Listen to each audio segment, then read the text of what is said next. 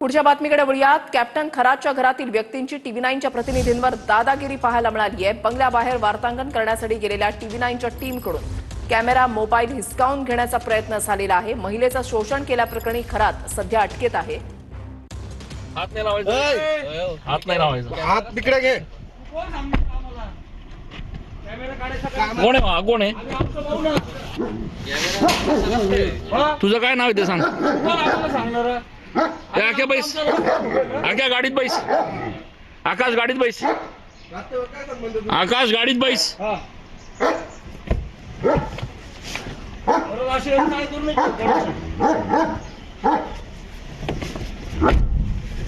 काय करू? सांग पोलिसांना फोन कर। हात नाही लावायचं, हात नाही लावायचं, हात तिकडे घे। चंदन, पूजाधिकारी यांचे प्रतिनिधी आमच्या सोबत आहेत। चंदन, काय घडलं नेमकं सविस्तरपणे सांगा। नाशिकमध्ये खरं तर कॅप्टन खरात याचा जो बंगला आहे त्या बंगल्याची देखील पोलीस झाडाझडती करतायत अशी बातमी आहे। आणि त्यासोबतच कॅप्टन खरात याच्या ज्या इतर मालमत्ता संपूर्ण नाशिक जिल्हा त्याचप्रमाणे अहमदनगर शिर्डीच्या परिसरात आहेत त्यांची देखील झाडाझडती पोलिसांच्या मार्फत सुरू असल्याची बातमी आहे। याच संदर्भानं ज्यावेळेला टीव्ही 9ची टीम कॅप्टन खरात याच्या गोविंदनगर परिसरात असलेल्या बंगल्याच्या इथे पोहोचली त्यावेळेला वार्तांकन करण्यापूर्वीच या ठिकाणी कॅप्टन खरात याच्या घरातले काही लोक बाहेर आले आणि त्यांनी टीव्ही 9च्या टीमवर या ठिकाणी दादागिरी करण्याचा प्रयत्न केला।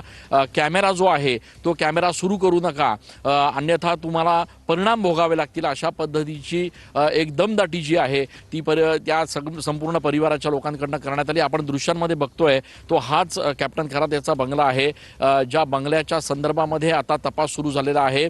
कॅप्टन खरात याला नाशिक क्राईम ब्रांचनं अटक केलेली आहे। काल त्याला कोर्टात हजर केल्यानंतर जवळपास 6 दिवसांची पोलीस कोठडी देखील सुनावण्यात आलेली आहे। कॅप्टन खरात यांच्या संपूर्ण जिल्ह्यातल्या आणि जिल्ह्याच्या बाहेरच्या देखील ज्या काही मालमत्ता आहेत त्याची तपासणी आणि त्याची चौकशी। नक्कीच धन्यवाद चंदन, तुम्ही दिलेल्या सविस्तर माहितीसाठी।